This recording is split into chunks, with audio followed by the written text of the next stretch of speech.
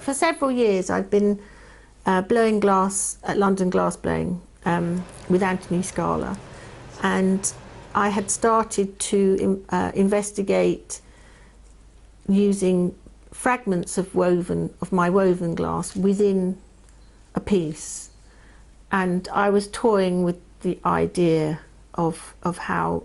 it could be wrapped around within a blown form. But in 2011 I had a very large operation on my spinal cord, which means that I can't do quite a few of the things I used to do. One of them was work in a hot shop. But that ultimately freed me up a lot, because if I worked with somebody with great skill, I would be able to create something far beyond what I had been doing previously with hot glass. I decided I still wanted to use woven glass within hot glass, but change the scale, and this time create a form that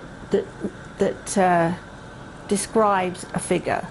and use the woven glass as a fabric to clothe the figure in some way. The woven glass meshes that become the cloaks for the figures, I made from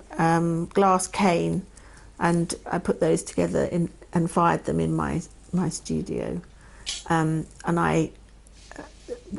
didn't want a completely flat cloth around them, so they went through quite a few firing cycles to get the right amount of shape and movement within so it's not just a simple sheet of fabric, it's already got a lot of movement in.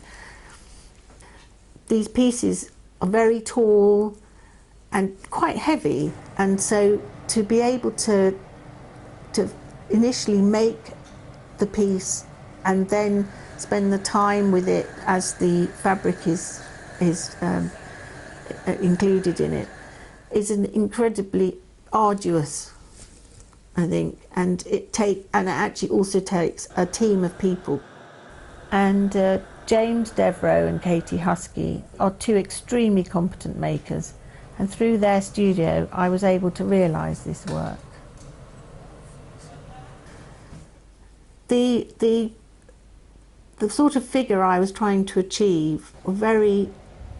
elegant and beautiful and tall pieces, and there are very, very few people, I think, that would be able to bring as much finesse to this as Louis Thompson did. And there was a constant conversation about the piece as it was being formed, and he's very receptive to what I wanted and how the piece should finally look. And one of the things I do want to achieve, though, when I work in the hot shop, is that I have my hand on the piece in some way at some points. And one of the most exciting things about the piece as it came together was that each time the mesh was put onto the form and it started to fall around it, it was different. And although we had a certain amount of control over this by heating certain areas, it was never entirely our control. The pieces would crumple and sometimes tear, but each part of that made the piece come alive. One of the things I really like about the body of work is that these pieces are created in the theatre and drama of the hot shop, and there's a similar thing that happens when the pieces themselves, the finished pieces themselves, come together, because again they look like characters on the stage in a tragedy, and the actual act of enrobing the figure, that is what gives them this tragic persona.